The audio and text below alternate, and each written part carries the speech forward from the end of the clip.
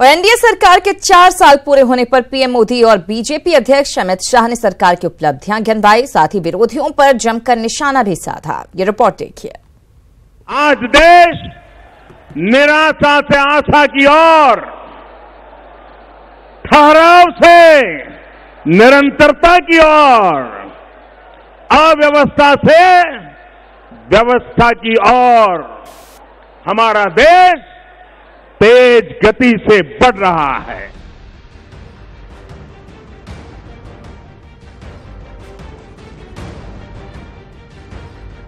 सरकार के 4 साल पूरे होने पर पीएम मोदी ने ओडिशा के कटक से अपनी सरकार का रिपोर्ट कार्ड पेश किया। पीएम ने कहा कि उनकी कमिटमेंट वाली सरकार देश के लिए कड़े फैसले लेने से नहीं चूकती। न हम कड़े फैसले लेने से डरते हैं और न ही हम बड़े फैसले लेने से चूकते हैं।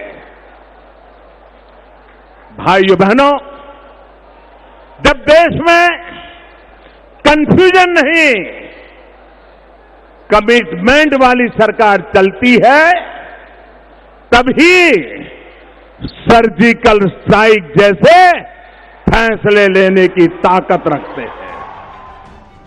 वहीं इस रैली से पीएम ने विपक्ष की गोलबंदी पर भी करारा तंज कसा और भ्रष्टाचार को लेकर विपक्ष पर निशाना भी साधा। आज इस देश में 4 पूर्व मुख्यमंत्री जेलों में है।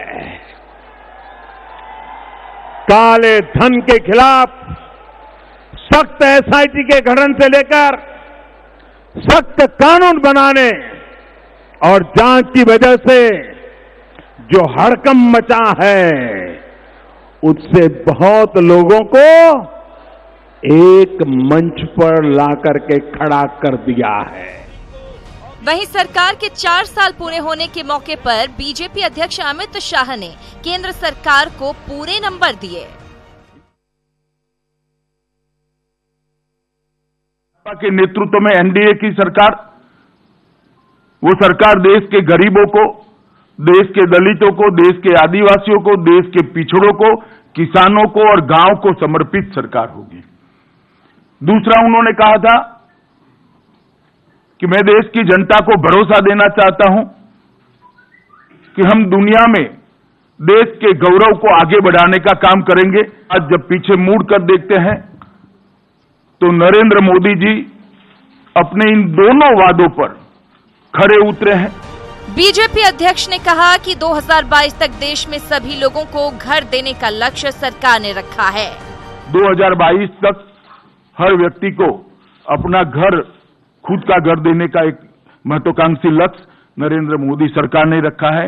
1 करोड़ लोगों को आवास देने का हमने काम समाप्त कर दिया है।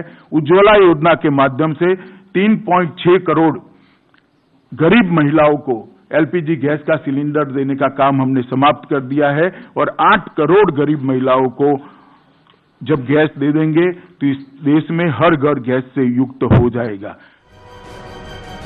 साफ है, केंद्र की कई योजनाएं आज रंग दिखा रही हैं और 4 साल पूरे करने के मौके पर उन योजनाओं का जिक्र कर पीएम मोदी और बीजेपी अध्यक्ष अमित शाह ने जता दिया कि उनकी सरकार की कोशिशों से देश बदल रहा है और आगे बढ़ रहा है। Bureau report, news 18 network. तो पीएम मोदी ने तारीफ में कसीदे पढ़े, साथ ही बीजेपी ने मोदी सरकार के 4 साल पर जश्न मनाया। वहीं कांग्रेस ने सरकार के 4 साल को विश्वासघात दिवस का नाम दिया है और देश भर में प्रदर्शन किया।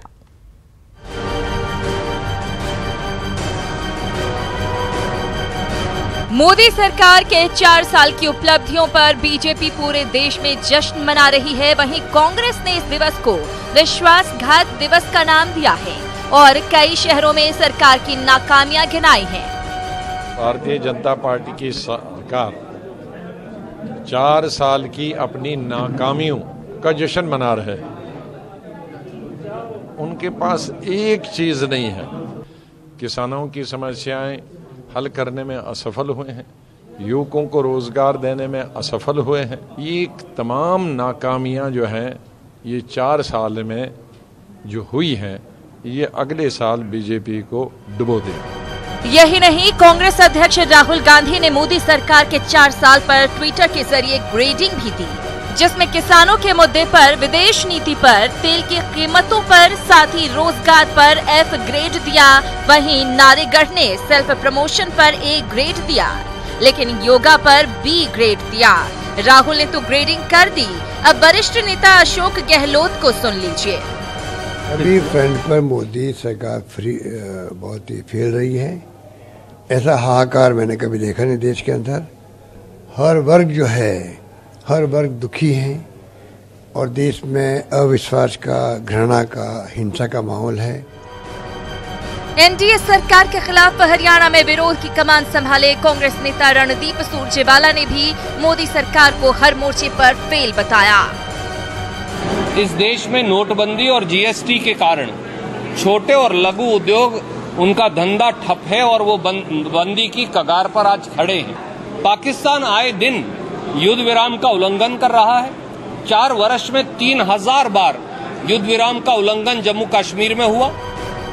जाहिर है कांग्रेस का मोदी सरकार पर हमला 2019 को लेकर है। अब जनता को तय करना है कि कौन पास है और कौन fail. Bureau report, news 18 network. 4 साल एनडीए की सरकार, कैसा रहा काम और प्रधानमंत्री नरेंद्र मोदी की लोकप्रियता का क्या है हाल? आइए बताते हैं आपको किस किस सर्वे की क्या क्या है रिपोर्ट। देश का बढ़ता जाता विश्वास, साफ नीयत, सही विकास। मैं नरेंद्र दामोदर दास मोदी ईश्वर की शपथ लेता हूं कि मोदी जी को लाने वाले हैं।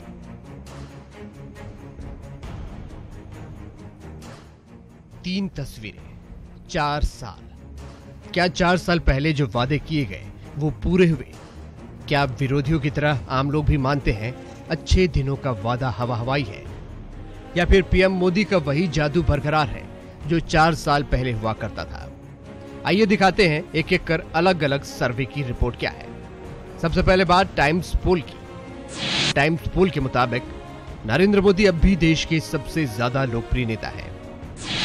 71.90% लोगों का कहना है कि वो नरेंद्र मोदी के लिए फिर से वोट करेंगे।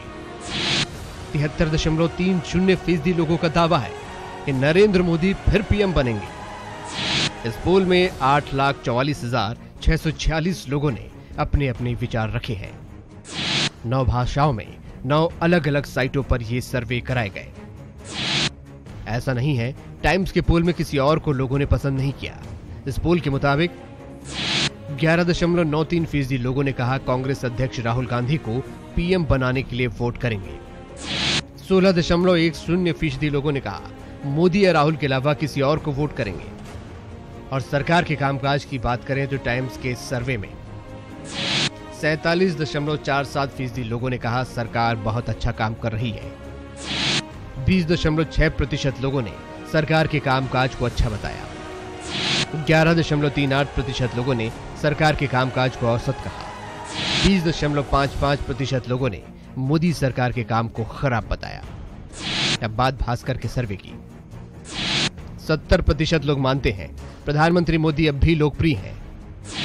47% लोग कहते हैं मोदी 2014 से अब ज्यादा लोकप्रिय हैं। महज 30% लोग मानते हैं पीएम मोदी की लोकप्रियता घटी है। अब बात सीएसडीएस के सर्वे की। सीएसडीएस के सर्वे में लोग सरकार से नाराज तो नजर आते हैं, लेकिन सरकार बदलने की बात यहां भी नहीं है। सीएसडीएस के सर्वे के मुताबिक अब की बार एनडीए को 543 सीटों में से 274 सीटें मिलने की संभावना है। ये बहुमत से महज 2 सीटें ज्यादा है। यूपीए को 164 सीट मिलेगी, लेकिन कांग्रेस की स्थिति जस की तस रहेगी। अन्य पार्टियों के खाते में अब की बार 105 सीटें जाने की संभावना है। सीएसडीएस के सर्वे चौंकाते जरूर हैं, लेकिन प्रधानमंत्री मोदी के जादू पर अब भी सबको भरोसा है और 1 साल का वक्त भी बाकी है। देखना है इस 1 साल में क्या कुछ खास होता है। Bureau report, news 18 network.